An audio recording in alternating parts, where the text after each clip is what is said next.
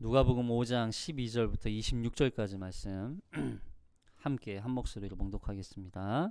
예수께서 한 동네에 계실 때 온몸에 나병 들린 사람이 있어 예수를 보고 엎드려 구하여 이르되 주여 원하시면 나를 깨끗하게 하실 수 있나이다 하니 예수께서 손을 내밀어 그에게 대시며 이르시되 내가 원하노니 깨끗함을 받으라 하신대 나병이 곧 떠나니라.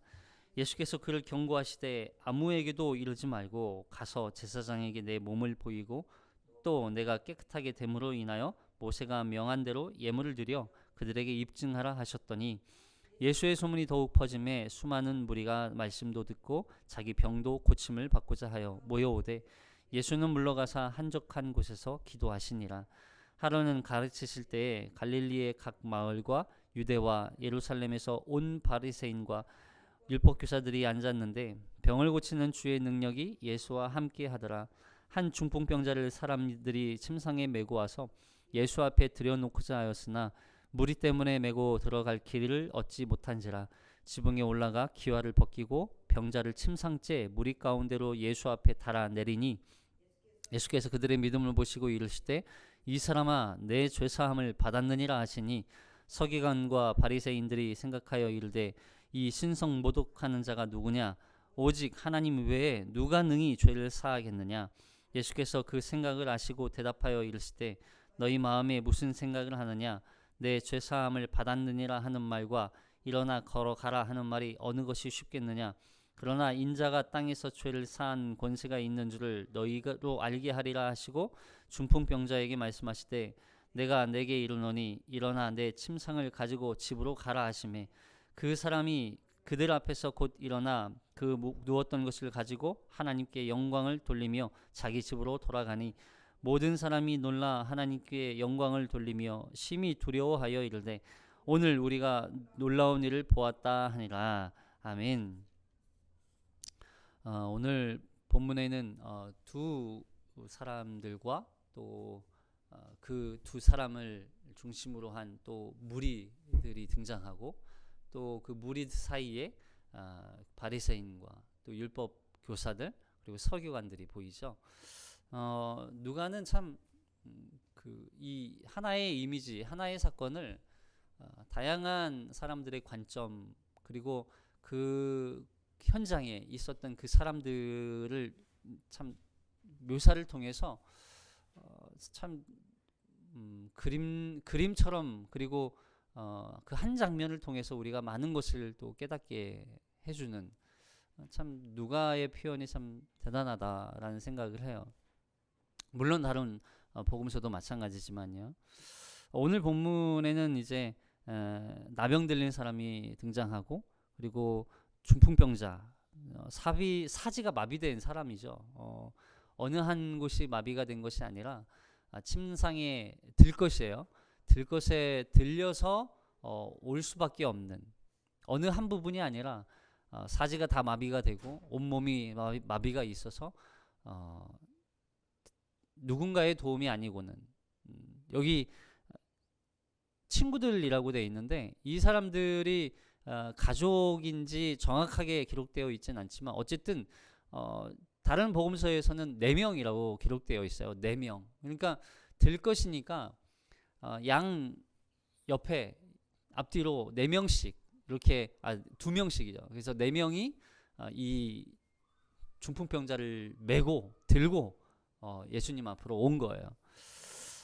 사실 당시 이 나병이나 중풍병에 대해서는 당시 사람들은 하늘이 내린 저주, 하늘이 내린 병 이렇게 이해를 하고 있었죠. 그래서 결코 고침을 받거나 뭐 병이 호전되거나 이런 사람이 거의 드물었던 성경에도 예수님이 고치시는 사역 외에는 거의 드물었던 그런 병이었습니다.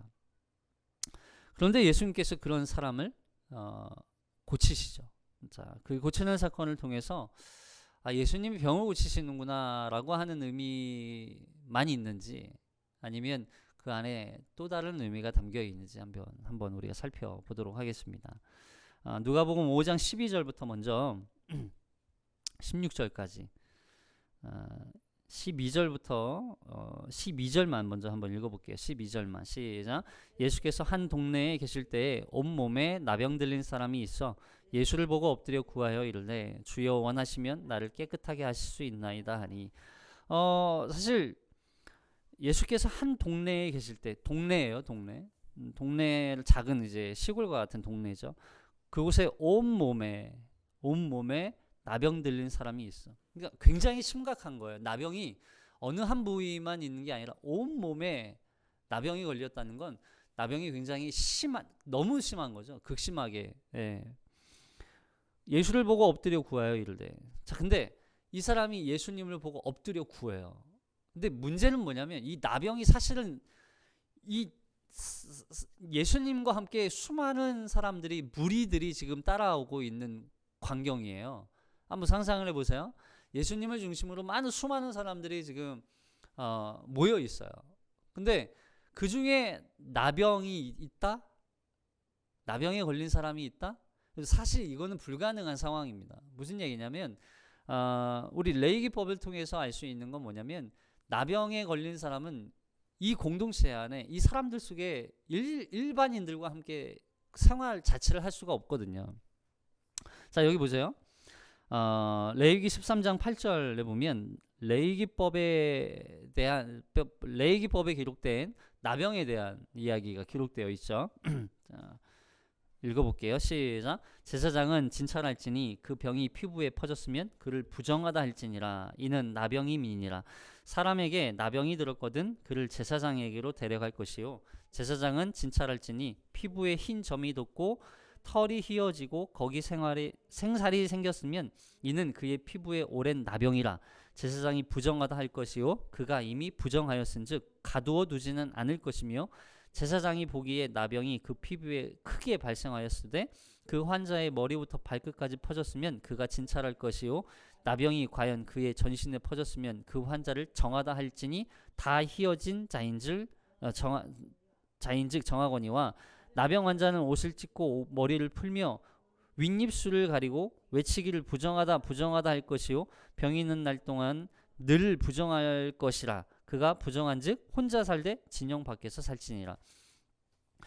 나병에 걸린 사람들은 사실은 공동체에서 생활을 할 수가 없는 거예요. 심지어는 가족들과도 살 수가 없고. 나병은 살이 썩는 병이죠. 쉽게 말해서 신경과 조직이 세포가 썩는 거예요. 죽는 거죠. 그러니까 나병에 걸렸다 그러면 저 사람은 몸이 죽는구나라고 여겼던 거예요.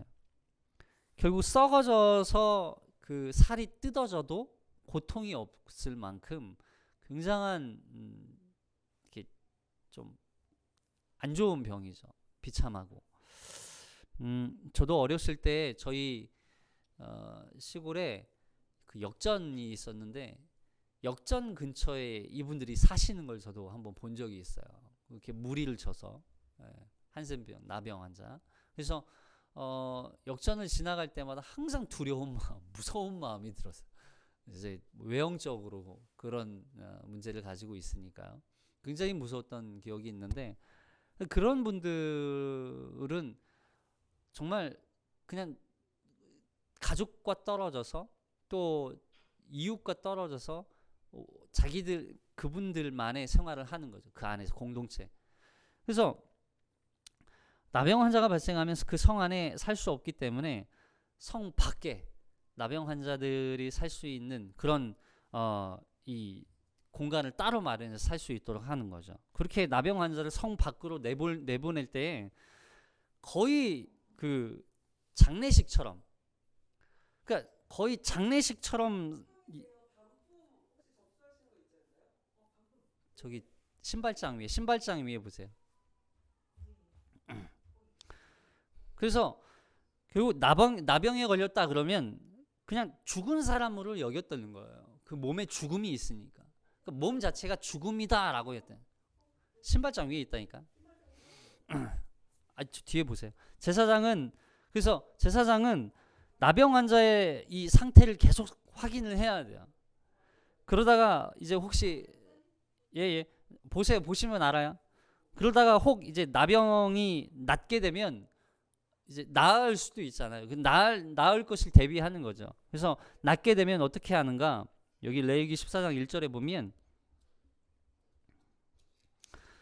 여호와께서 모세에게 말씀하여 이르시되 나병 환자가 정결하게 되는 날의 규례는 이러하니 곧 그 사람을 제사장에게로 데려갈 것이요 제사장은 진영에서 나가 진찰할지니 그 환자에게 있던 나병 환부가 나았으면 제사장은 그 정결함을 받을 자를 위하여 명령하여 살아있는 정결한 새 2마리와 백향목과 홍색 실과 우슬초를 가져오게 하고 제사장은 그 명령하여 그 새 하나는 흐르는 물 위 질그릇 안에서 잡게 하고 다른 새는 산채로 가져다가 백향목과 홍색 실과 우슬초와 함께 가져다가 흐르는 물 위에서 잡은 새의 피를 찍어 나병에서 정결함을 받은 자에게 7번 뿌려 정결하게 하고 그 살아있는 새는 들에 놓을지며 정결함을 받는 자는 그의 옷을 빨고 모든 털을 밀고 물로 몸을 씻을 것이라 그리하면 정하리니 그 후에 진영이 들어올 것이나 자기 장막 밖에 이레를 머물 것이요 7째 날에 그는 모든 털을 밀되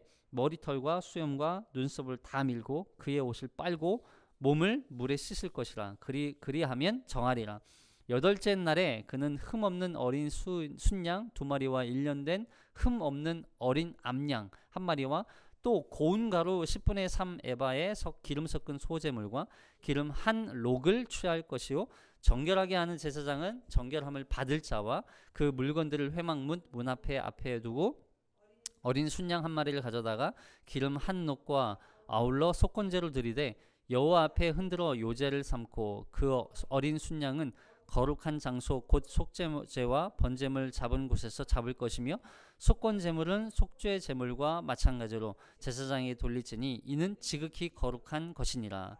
그래서 나병이 나았다 그러면 반드시 제사장에게 가서 이걸 확인을 해야 돼요. 그래서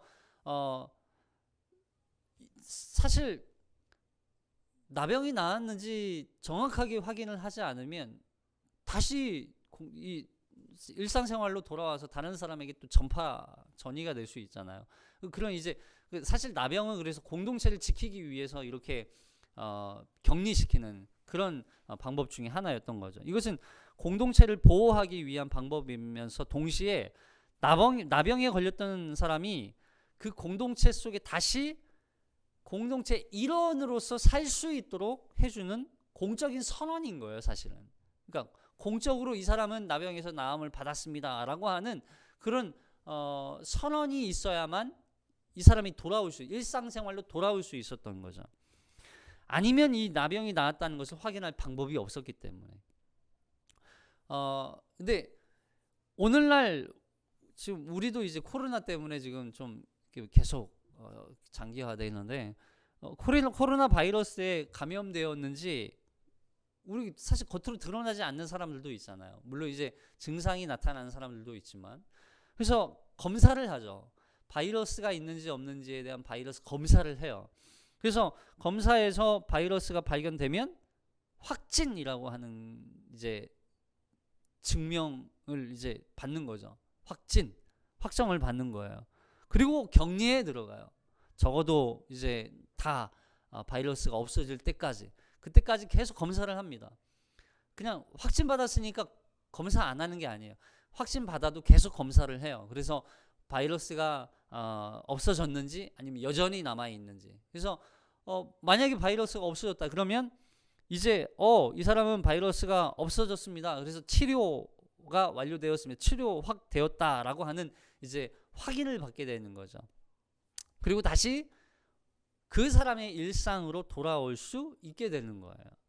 그러니까 가족에게 돌아가거나 직장이나 기존의 그 삶의 현장으로 돌아갈 수 있는 건 확인이 필요한 거였어요. 자, 여기 그리고 이 나병 환자가 자기의 병을 위해서 사실 주님 앞에 나아갈 때 뭐라고 기도하는지 여기 한번 보세요.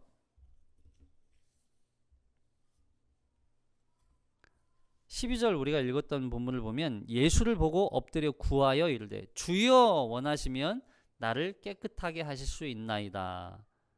지금 이 나병 환자가 구하고 있는 간구는 뭐예요? 저 예수님 고쳐 주시든지 마시든지 이런 뜻이 아니죠. 여기서 지금 이 나병 환자가 예수님 앞에 기도하고 있는 모습은 주여 원하시면 나를 깨끗하게 하실 수 있나이다. 이 간구를 그 결과, 그러니까 내 병을 예수님께 지금 맡기는 거예요. 사실은 맡기는 거. 그 결과를 예수님께 맡기는 거예요. 예수님 원하시면 저를 깨끗하게 하실 수도 있지만 원하지 않으실 경우 저는 깨끗함을 받지 않아도 괜찮습니다. 이런 뜻이라는 거예요. 여러분, 우리가 사실 기도할 때 어때요? 우리 마치 예수님 안 들어주시면 안 돼요 이러잖아요. 안 들어주시면 안 돼요. 무조건 들어주셔야 돼요. 마치 그 기도에 대한 응답을 마치 내가 뭐 복권으로 딱 당첨해 놓은 것처럼, 그죠? 그래서 너무 당연한 것처럼 내가 받고자 하는 그런 기도를 하잖아요. 그렇지 않다는 거예요. 반드시 내 기도 들어주셔야 돼요. 들어주지 않으시면 안 됩니다. 이게 아니라 주님, 내가 이런 상황과 환경에 있습니다. 나에게 문제가 있습니다. 그러나 예수님 원하시면 이 문제를 해결해 주실 수 있으시지만 원하지 않으시면 이 문제를 해결하지 않더라도 나는 괜찮습니다. 이 뜻인 거예요. 사실은 우리의 기도에 너무 예수님이 우리의 기도에 당연히 응답을 하셔야 할 것처럼 우리가 여기죠. 그러나 정말 성경적인 기도는 우리가 하나님 앞에 기도할 때 그 기도가 응답되든지 안 되든지 그 결과는 예수님의 하나님의 뜻이라는 거예요. 그래서 그 결과에 대해서 우리가 왈가왈부하지 않고 결과에 대해서 그럼에도 불구하고 감사하는 거, 기뻐하는 거, 그게 기도의 목적이고 기도의 대가라는 것이죠. 그래서 예수님도 십자가의 그 고난과 죽음 앞에서 아버지께 기도할 때 예수님도 이렇게 기도했어요. 누가복음 22장 42절에 시작. 이르시되 아버지여, 만일 아버지의 뜻이거든 이 잔을 내게서 옮기시옵소서. 그러나 내 원대로 마시옵고 아버지의 원대로 되기를 원하나이다 하시니 천사가 하늘로부터 예수께 나타나 힘을 더하더라. 여보세요. 우리가 너무 잘 아는 말씀이지만 그 다음 절 말씀은 우리가 기억하지 않아요. 보세요. 이 잔을 내게서 옮기시옵소서. 아버지의 뜻이거든. 그러니까 예수님도 그런 거예요. 저 이 잔 마시고 싶지는 않습니다. 고난 당하고 싶지는 않습니다. 죽임 당하고 싶지는 않습니다. 왜냐하면 십자가에 죽는다는 건 아버지와 단절된다는 뜻이거든요. 아버지와 끊어진다는 뜻이거든요. 그 죽음의 고통을 예수님도 아시는 거예요. 왜냐하면 육체의 몸을 입고 있기 때문에. 근데 그럼에도 불구하고 예수님이 그걸 자기의 뜻을 드러내지 않고 요구하지 않는 이유는 뭐예요? 아버지의 뜻이 있기 때문에 그런 거예요. 우리도 아버지의 뜻이 있다면 우리는 그 앞에 우리의 뜻을 내려놓을 수 있는 거죠. 근데 보세요. 그렇게 할 때 우리가 손해보는 것처럼 보이지만 천사가 하늘로부터 예수께 나타나 힘을 더하더라. 여러분, 천사가 나타나 예수님께 힘을 더했대요. 그렇게 기도하니까, 아버지의 뜻을 구하니까. 우리는 아버지의 뜻을 구하면서도 내 뜻대로 되기를 원하면서 그 나의 요구를 어떻게 해서든 무슨 수단과 방법을 동원해서라도 얻어내려고 하면서 힘도 더 받기를 원하죠. 여러분, 이런 기도는 사실은 우리가 지양해야 되는, 조심해야 되는 기도예요. 우리가 하나님 앞에 기도할 때는 사실 두려운 마음으로, 그리고 결과에 따라서 어떤 결과를 두고 얘기하는 것이 아니라 결과를 떠나 어떤 결과가 나타나든지 간에 그것을 맡기는 게 사실 기도라는 것이죠. 그러니까 기도는 사실 내가 하지만 그 결과는 하나님께 맡기는 거예요. 하나님께 맡기는 거. 그런데 그 간구에 대해서 사실 성경을 보면요, 그 간구에 대해서 단 한 번도 예수님은 외면하신 적이 없어요. 이게 바로 성경이 우리에게 끊임없이 기도해야 하는 이유를 우리에게 제시해 주는 거죠. 단 한 번도 예수님은 그 기도를 외면하신 적이 없어요. 당신의 아들이 기도하는 그 기도를 단 한순간도 외면하지 않으세요. 간구를 듣지 않으신 적이 없어요.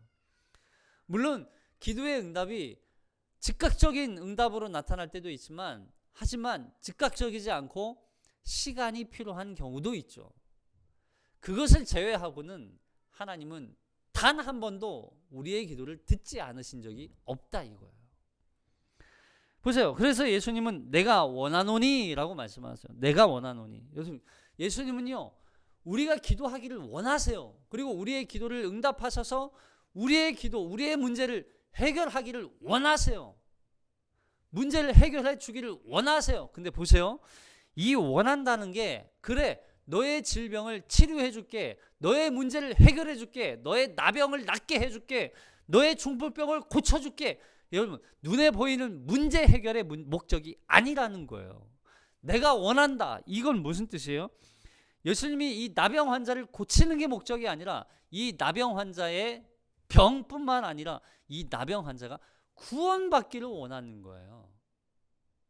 여러분, 오해하시면 안 돼요. 예수님 앞에 하나님 앞에 기도할 때 우리의 문제 해결만 예수님이 듣고 계신다는 게 아니에요.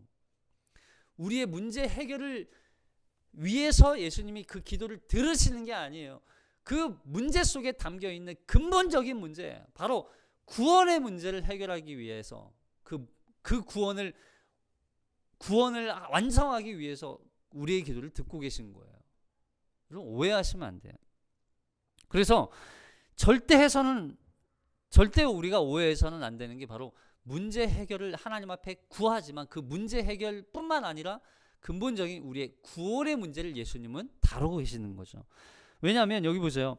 사실 예수님이 이 나병 환자를 고치실 때 그의 몸에 손을 대세요. 이건요, 절대 해서는 안 돼요. 절대 해서는 안 되는 행동이에요. 나병 환자에게 손을 댄다? 그건 부정해지는 뜻이에요. 그러니까 나병 환자만 부정해지는 게 아니라 나병 환자에게 손을 댄 자도 부정해지는 거예요.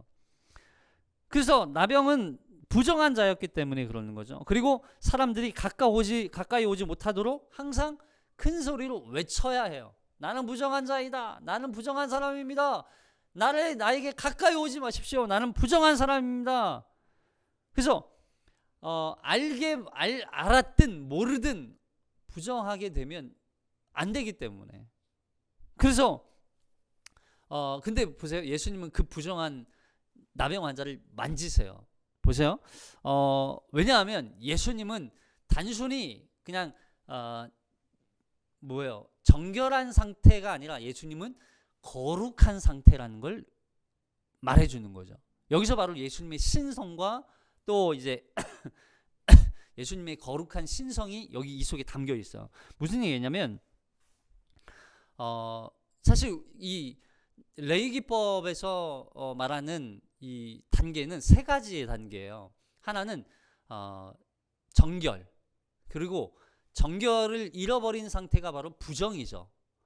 정결한 상태는 이게 뭐 죄가 없다 이런 뜻이 아니에요. 정결은 죄가 있지만 그럼에도 불구하고 죄 용서를 받은 상태라고 하는 그런 의미로, 깨끗해졌다라고 하는 의미로 이제 정결이고, 정결을 잃어버리면 부정이 돼요. 그래서 죽은 사체를 만지거나 또 죄를 짓거나 이러면 이제 부정한 상태가 되는 거죠.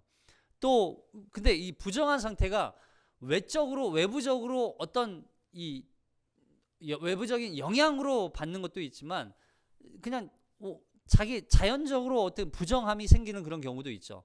이제 여자의 생리 같은 경우, 사실 이것도 부정함이었어요. 그래서 이 부정함이 정결해지기 위해서는 반드시 어떤 의식이나 제사가 필요했어요. 그 기간이 끝나거나, 그래서 그 과정을 거쳐야만 정결해질 수 있어요. 근데 그 정결함이 거룩해지는 과정으로 나아가요. 어떻게 해요? 예수 그리스도의 피로. 그래서 보세요. 사실 부정함에서 해결되는 단계는 정결이어야만 돼요. 이 사람이 나병에서부터 고침받는 단계, 나병이 깨끗하게 치료되는 과정, 이것이 정결이에요. 근데 예수님께서 이 나병 환자를 만지시는 사건을 통해서 이 사람이 죄사함까지 포함해서 거룩해지는 단계, 이걸 상징하는 거죠. 그래서 이 나병 환자는 부정함에서 곧바로 이 제사나 보세요. 이 나병 환자는 어떤 의식이나 제사나 어떤 과정을 거치지 않고 곧바로 정결해지는 과정을 거쳐요. 왜냐하면 예수님이 바로 거룩하신 분이기 때문에 그래요. 그래서 보세요. 부정함이 사실 원래 정결한 사람은 부정한 사람을 만나면 부정해져요. 근데 그리고 성경에서 부정한 자는 어떤 거룩한 영향을 받으면 이 부정함은 사실은 죽음을 경험해야 돼요. 죽어야 돼요. 이런 거죠. 하나님을 이 모세가 하나님을 만나잖아요. 하나님의 등을 보잖아요. 등을 본 모세는 어때요? 부정함 상태예요. 근데 그 부정함이 하나님을 만났을 때는 곧 죽음이어야만 해요. 근데 모세가 죽지 않죠. 하나님의 등을 보았기 때문에. 그러니까 사실 예수님을 만난 이 나병 환자는 사실 죽어야 하지만 예수님께서 이 나병 환자를 목적은 뭐예요? 고치시고 회복시키는 것이 목적이었기 때문에 죽음이 아니라 생명으로 나타나는 거예요. 몸에 이 나병 환자는 살이 썩는다고 그랬죠. 살이 썩어서 죽어가는 그 상태, 죽음이 임해 있는 그 상태를 예수님께서 만지시고 말씀하시고 고치시는 사건을 통해서 그 죽음이 사망이 일어나고 죽음이 끝나고 새 생명이 일어나는 사건으로 이 나병 환자를 고치시는 거예요. 그래서 거룩하신 예수님이 우리에게 오면 우리는 죽는 게 아니라, 물론 죽죠. 어떻게 해요? 옛사람이 죽고 새로운 사람이, 새 사람이 살아나는 거예요. 그래서 오늘 이 치유 사건을 통해서는 항상 우리가 기억해야 될 것이 무엇이냐면 이 나병 환자 그리고 중풍병자가 이 질병으로부터 고침받는 게 아니라 이 죽음에서부터 다시 새 생명으로 살아나는 이 부활의 영광을 이들이 경험하고 있는 것을 우리가 기억해야 되는 거예요.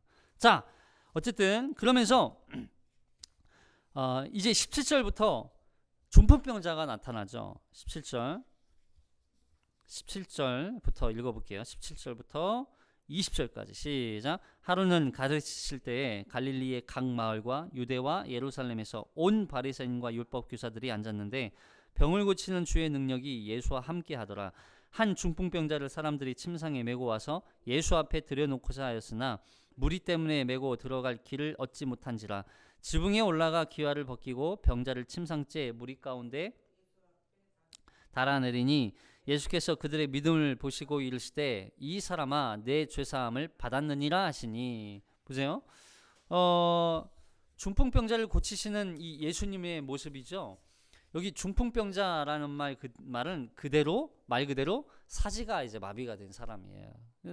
그런데 이 사람을 그 친구들이 침상째 들고 오죠. 여기서 말하는 침상은 들거예요. 들거. 환자를 들고 이동하는, 환자를 태우고 다니는. 그래서 친구인지 가족인지 정확한 알지 못하지만 어쨌든 친구들이 이렇게 했다는 건 참 놀라운 일이죠. 가족들은 사실 어디 가고 친구들이 이렇게 했을까? 그러면서 과연 저도 이제 이런 생각을 했어요. 과연 나도 이런 친구가 있을까? 만약에 내가 병에 걸려서 죽을 고비에 놓여 있을 때 나를 위해서 이렇게 희생해 줄 그런 친구들이 있을까? 이런 생각도 해봐요. 어쨌든 이 중풍병자도요, 앞서 나타난 이 나병 환자와 같이 사실은 결코 자기 스스로 병을 고칠 수 없는 사람들이에요.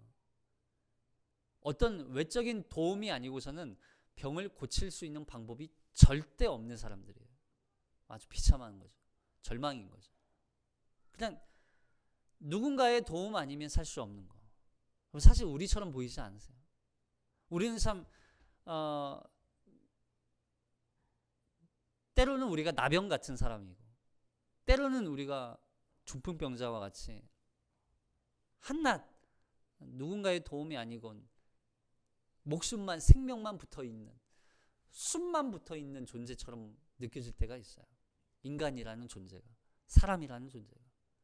뭐 위대한 것처럼 보이시지만 우린 참 위대하지 않아요. 우린 그만큼 연약하고, 그만큼 죄악되고, 그만큼 비참한 존재예요.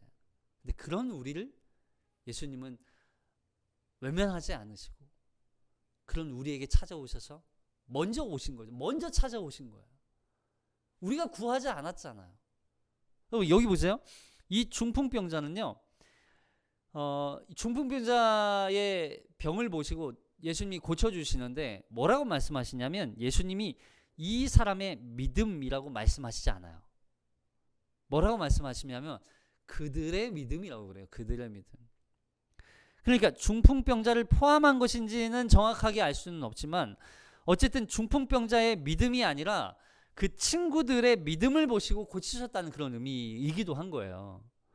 아마 친구들이 예수의 소문을 아마 들었을 거예요. 막 예수님의 소문이 막 퍼지니까 그 소문을 들었겠죠. 누구의 열병을 고치셨대. 야, 누구의 문둥병을 고치셨대. 뭐라고? 야, 그러면 야, 우리 친구, 저 친구도 우리 그러면 예수님께 한번 데려가 보자. 예수님이 한번 말씀만 하시면 막 병자가 일어난다고 하니까 우리 저 친구 좀 한번 데려가서 예수님 앞에 한번 데리고 가면 예수님 고쳐주시지 않을까? 야, 우리 예수님께 데려가자. 이렇게 하지 않았을까요? 그래서 이 친구를 데리고 지금 어디에서부터 왔는지는 기록되어 있지 않아요. 근데 아마도 여기 예루살렘 온 땅 가운데 있는 사람들이 모였다고 하니까 멀리에서 왔겠죠. 네, 멀리에서 왔을 거예요. 근데 예수님을 만나러 왔는데 사람들이 너무 많아요. 이미 집 안에 사람들이 너무 많이 차 있어요. 그래서 지붕으로 올라가요. 당시에는 이제 집마다 좀 다른데, 그 당시에는 집 안에 사다리가 있든 집 밖에 사다리가 있었대요. 그래서 집 안에서 올라가는 사다리도 있고 집 밖에서 올라가는 사다리. 그래서 올라가면 지붕으로 가는 거예요. 지붕으로. 당시 집에 들어가면 1층에는 주로 이 가축들을 키우는 공간이 이렇게 분리되어 있었대요. 그러니까 우리는 이제 외양간이라고 해서 따로 있었잖아요. 근데 그 당시는 그냥 한 건물 안에 1층에는 가축들을 키우는 공간, 한쪽에는 이제 창고처럼 쓰는 공간, 그리고 사람들이 주로 거주하고 밥 먹고 자는 공간은 2층이었어요. 그리고 그 2층 위에 이제 지붕이 있는 거죠. 거의 지붕과 2층이 거의 동일하게 그냥 쓰였던 공간이었던 거죠. 지붕은 주로 이제 나무로 대들보를 올려서 그 위에 이제 종려가지나 어떤 장가지들을 막 올리죠. 그리고서 그 위에다가 진흙을 깔아요. 진흙을 깔고 자갈 같은 것도 같이 깔아가지고 평평하게 이제 밀어요. 이걸 이제 그래서 그 당시 이제 사람들은 항상 지붕을 평탄하게 이렇게 미는 일을 해야만 해요. 왜냐하면 진흙으로 만들었기 때문에 비가 오거나 또 좀 이게 오래되기 되면 이게 틈새가 벌어지니까 또 비가 새기도 하는 거죠. 그래서 항상 이 진흙을 물렁물렁하지 않게 딱딱하게 견고하게 다지기 위해서 이렇게 롤러 같은 걸로 이제 지붕을 밀고 다니기도 하고 끌고 다니기도 하고 이렇게 단단하게 하는 거죠. 그리고 이 지붕의 흙을 단단하게 만들기 위해서 가끔 뭘 하냐면 소금을 뿌립니다. 소금을 뿌려서 밟으면 이 흙이 단단해진다고 그래요. 우리 이제 예수님이 말씀하실 때 소금이 맛을 잃으면 어떻게 한대요? 밖에 던져져 사람들에게 밟힐 뿐이니라. 이 말씀이요 사실은 이런 거였어요. 당시에는 소금을 밖에 던져서 땅을 단단하게 만들기 위해서 쓰였거든요. 맛을 잃어버린 그런 소금들, 아무짝에도 쓸모없는 소금들. 예.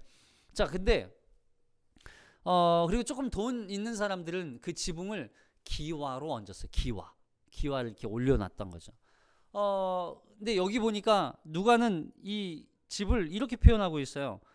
기와를 옮겨, 이렇게 표현하죠. 그죠? 그래서 이 말씀을 보면 사실 이 사람들이 지금 올라간 이 집은 조금 돈이 있는 사람, 그러니까 조금 그러니까 부자다, 막 이런 이제 좀 좀 그렇지만 어쨌든 일반 집보다는 조금 좋은 집이었다는 거죠. 본문에서 이 중풍병자의 친구들이 사실 무리가 많아서 지붕으로 올라가는 장면은 그들이 얼마나 믿음을 더 가지고 있었느냐를 얘기해 주는 거예요. 여러분, 믿음이 아니고서는 이 사람들이 지붕까지 올라갈 일이 없죠. 이 사람들이 예수 앞으로 가면 이 중풍병자 친구를 고칠 수 있다, 이 믿음 가지고 올라간 거예요. 결국 보세요. 지금 이 현장에 함께 있는 사람들을 한번 주목해 보세요. 여기 17절 다시 한번 보면 17절에 보면 하루는 가르치실 때 갈릴리의 각 마을과 유대와 예루살렘에서 온 바리새인 있죠. 율법교사가 있죠. 이 사람들이 함께 있어요. 그리고 21절에 보니까 서기관도 있어요. 이 사람들이 지금 함께 있다고요. 근데 이 사람들과 함께 있는 이 현장에 진짜 믿음이 있는 사람이 누구냐는 거예요. 누가가 이 장면을 바리새파 사람들과 율법학자들, 그리고 중풍병자를 들것에 메고 온 사람들, 그리고 그 지붕을 뚫고 예수님께 나아온 사람을 비교하고 있는 거예요. 누가 진정한 믿음의 사람이냐는 거예요. 바리새파 사람들과 또 율법학자들과 서기관들, 그리고 이 친구를 침상째 들고 온 예수님 앞에 이 병을 고치기 위해서 온 사람들, 무슨 차이예요? 바로 그들은 소문을 듣고 그 소문이 사실인 줄 알고 왔어요. 여러분, 지난번에 제가 말씀드렸죠. 처음엔 뜬 소문, 헛소문인 줄 알았어요. 근데 이 소문이 점점 예수님이 실제가 되고 사실이 되더니 결국 이 예수님에 대한 소문은 로고스, 하나님의 말씀이 되기 시작해요. 이 친구들은요, 처음에는 소문으로 들었겠죠. 그냥 헛소문, 그래? 그런 사람이 있대? 그렇구나. 근데 진짜야? 진짜 그랬었어? 병자를 고쳤다고? 진짜? 그럼 그 예수님을 한번 만나봐야지. 그 예수님께 가야지. 예수님을 만나야지. 예수님 앞에 나아가는 거예요. 이게 바로 말씀으로 이 병자를 고치게 되는 사건인 거예요. 근데 보세요. 바리새파 사람들과 율법학자들과 서기관들은 뭐예요? 그들도 말씀을 알아요. 말씀을 알기는 알아요. 그러나 그들은 그 말씀이 사실이 아니라 그들에게는 전통과 율법으로 이들을 결국 자기 자신도 살릴 수 없고 병자조차 살릴 수 없는 그런 지경에 이르는 그들의 실상을 보여주는 거예요. 전통과 율법으로 그 율법에 매여서 결국 자기 자신도 구원받지 못하고 그들이 했던 짓은 이거죠. 사람들을 보세요. 율법에 이렇게 기록되어 있으니까 이렇게 하십시오. 근데 하지 못한 당신들은 죄인입니다. 당신들은 구원 못 받습니다. 이 이야기 하는 거예요. 근데 이 침상째 들고 온 친구들, 중풍병자를 고치기 위해서, 여러분 어쩌면 저는 이런 생각을 했어요.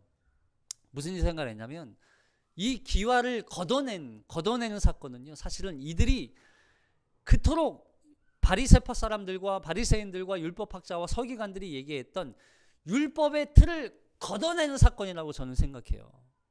전통과 율법으로 이들이 가로막혀 있는, 하나님을 향해서 나아가지 못하는 그들의 이 죽어있는 상태, 그 상태를 예수님을 통하여서 말씀으로 그들의 율법을 걷어내는 사건. 그래서 결국 예수님의 이 말씀을 통해서 그들이 참된 하나님을 만나게 되고 참된 복음의 메시지를 듣게 되는 거, 이 모습으로 저는 상상이 되더라고요. 여러분, 율법이나 또 전통이나 어떤 가치관이 구원하는 게 아니에요. 바로 하나님의 말씀이 구원하는 거예요. 하나님의 복음이 우리를 살리는 거라고요. 그 말씀이 곧 예수 그리스도, 예수님이 우리를 구원한다는 걸 얘기해 주는 거죠. 그럼 바리새파 사람들처럼 율법학자들처럼 그들이 믿었던 건 말씀이 아니에요. 그들은 하나의 전통을 믿었고 율법을 믿었어요. 그렇다고 율법이 필요 없다는 얘기는 아니죠. 왜냐하면 율법은 필요합니다. 율법을 통해서 죄인이라는 걸 발견하게 되죠. 그래서 이들이 결국 율법과 전통을 통해서 발견해야 할 건 바로 구원자 메시아가 반드시 필요하다는 걸 깨달아야 하는데, 그 구원자 메시아가 왔음에도 불구하고 그들은 그 예수 그리스도를 인정하지 않게 되는 거죠. 근데 그 예수 그리스도를 진정한 구원자라고 믿었던 중풍병자 친구들은 곧 뭐예요? 구원받는. 뭐가 차이인지 아시겠어요? 그래서 저들이 진짜 믿음 있는 것처럼 보이느냐? 아니다. 사지마비에 걸린 친구를 예수님께 데려온 이 친구들이 진짜 믿음의 사람이라 이것을 가르쳐 주는 거죠. 여러분, 우리가 중풍병자처럼 사지마비되어서 자기 스스로 아무것도 할 수 없는 그런 연약한 사람이에요. 자기 스스로 아무것도 손가락 하나 까딱할 수 없는 그런 상태에 놓여 있는 게 바로 우리였어요. 그런데 그런 우리를 향해서 마치 우리의 친구가 되어주고 율법을 걷어내서 결국 하나님 예수 그리스도를 보게 하고 그 그리스도께 인도해준, 그게 바로 복음이라는 거예요. 그 예수를 믿게 하셨기 때문에 우리가 나음을 입게 된 것이죠. 그래서 여기 중풍병자를 향해서 이 사람아, 내 죄사함을 받았느니라, 이렇게 말하는 거죠. 너의 죄사함을 받았느니라. 그럼 어떤 질병보다, 어떤 장애보다 가장 시급한 문제는요, 죄사함의 문제예요. 기억하셔야 돼요. 우리 상황에 어떤 돈의 문제보다, 어떤 물질의 문제보다, 어떤 건강의 문제보다, 어떤 사업의 문제보다, 어떤 질병의 문제보다 더 시급한 건 죄사함의 문제라고요. 왜냐하면 죄사함이 필요해 있어야만 하나님과 관계가 회복되기 때문에. 하나님과 관계가 회복되는 것 이상 필요한 거 없어요. 하나님과 관계가 회복되면 질병의 문제든 돈의 문제든 어떤 건강의 문제든 다 해결될 수 있는 거예요. 관계의 문제예요. 그래서 몸의 질병을 고치는 것에 그치지 않고 죄사함을 통해서 우리 영혼을 구원하시는, 그래서 하나님과의 관계를 회복시키시는 것이 바로 예수님의 목적이었던 거죠. 근데 이 바리새파 사람들이나 서기관들이 예수님을 향해서 신성모독한다 비난하죠. 결국 바리새파 사람들이나 서기관들은 예수님이 하나님의 아들이라는 사실을 그들은 인정하지 않는 거예요. 자, 마지막 5장 21절 읽어볼게요. 들어가세요. 누가복음 5장 21절 빨리 애들 들으면 시작. 서기관과 바리새인들이 생각하여 이르되 이 신성 모독하는 자가 누구냐? 오직 하나님 외에 누가 능히 죄를 사하겠느냐? 예수께서 그 생각을 아시고 대답하여 이르시되 너희 마음에 무슨 생각을 하느냐? 내 죄 사함을 받았느니라 하는 말과 일어나 걸어가라 하는 말이 어느 것이 쉽겠느냐? 그러나 인자가 땅에서 죄를 사하는 권세가 있는 줄을 너희로 알게 하리라 하시고 중풍병자에게 말씀하시되 내가 내게 이르노니 일어나 내 침상을 가지고 집으로 가라 하시매 그 사람이 그들 앞에서 곧 일어나 그 누웠던 것을 가지고 하나님께 영광을 돌리며 자기 집으로 돌아가니 모든 사람이 놀라 하나님께 영광을 돌리며 심히 두려워하여 이르되 오늘 우리가 놀라운 일을 보았다 하니라. 여기 23절에서 내 죄사함을 받았느니라 하는 말과 일어나 걸어가라 하는 말이 어느 것이 쉽겠느냐? 예수님 묻죠. 그럼 이 질문은 사실 어느 것이 쉽냐 이렇게 물어보는 게 아니에요. 둘 다 어렵다는 얘기를 하는 거예요. 둘 다 어려운 거야. 어떤 게 쉬운 것처럼 보여? 아니, 둘 다 어려운 거예요. 우리의 생각으로는 근데 이렇게 생각하죠. 죄사함이 좀 더 쉬울까? 왜냐하면 일어나 걸어가라 이렇게 얘기하는데 안 걸어. 눈에 보이지 않잖아요. 뭐지? 안 고쳐졌네. 근데 죄사함에 대한 건 사실 좀 보이지 않으니까요. 쉬워 보이잖아요. 근데 어쨌든 그럼에도 불구하고 예수님이 이렇게 질문하는 거 둘 다 어려운 거야 라고 말씀하시는 거예요. 예수님은 죄를 사하시기 위해서 오셨다는 거예요. 예수님의 목적은, 이 땅에 오신 목적은 죄사함의 목적이에요. 질병 치유, 질병을 고치는 거예요. 우리의 어떤 먹을 거 또 뭐 어떤 입을 거 이런 거 해결의 목적이에요? 아니요, 그렇지 않아요. 예수님이 오신 목적은 죄사함의 문제예요. 죄사함의 문제. 그래서 예수님이 이 땅에 오셨을 때 죄사함의 문제를 해결하기 위해 오셨기 때문에 그 예수님을 향해서 인자라고 부르잖아요. 인자라는 뜻은 뭐예요?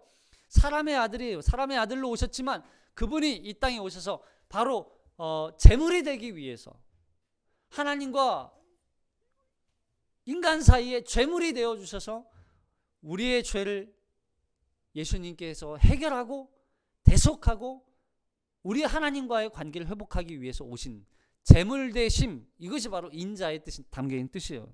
그래서 예수님이 우리의 결국 중보자가 되어 주시는 거죠. 중보자가. 예수님을 통해서 예수님으로 말미암아 구원에 이를 수 있는 거예요. 우리는 예수님을 진정한 하나님의 아들로 그리고 사람의 아들로 오신 신성과 인성을 가진 진정한 메시아 구원자로 믿게 되는 거죠. 그래서 우리가 우리 처음 그 예수님이 사역에서 첫 번째로 예수님이 말씀하셨던 그 말씀 기억하셔야 돼요. 구약의 말씀 이사야서의 말씀을 인용하셨잖아요. 우리 이사야서 53장 5절 말씀 읽어볼게요. 시작. 그가 찔림은 우리의 허물 때문이요 그가 상함은 우리의 죄악 때문이라. 그가 징계를 받음으로 우리는 화평을 누리고 그가 채찍에 맞음으로 우리는 나음을 받았도다. 그가 찔려야 돼요. 그래야 우리의 허물이 깨끗해지는 거예요. 그가 상해야 돼요. 우리의 죄악 때문에.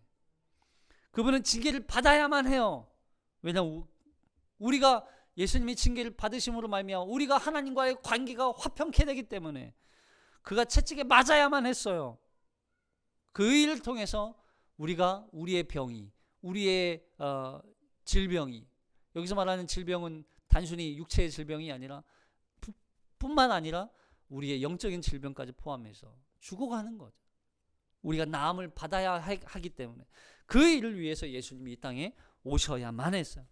그러면서 예수님이 죄를 사하실 수 있는 권세가 어디로부터 나오는 거예요? 바로 이 말씀에서부터 나오는 거예요. 이 말씀에서부터. 예수님이 하나님의 아들이시니까 마음대로 그냥 죄사함 너 받아. 너도 받아. 아무나 그냥 죄사함을 하시는 게 아니죠. 바로 마음대로 하시는 게 아니라 그 말씀에 근거해서 우리를 죄사함을 얻게 하시는 거죠. 말씀을 정리합니다. 예수님은 원하세요. 내가 원하노라. 뭘 원하세요? 우리가 질병으로부터 고침받고 또 죄로부터 사망으로부터 고침받기를 원하세요. 우리를 그렇게 내버려 두시는 분이 아니에요.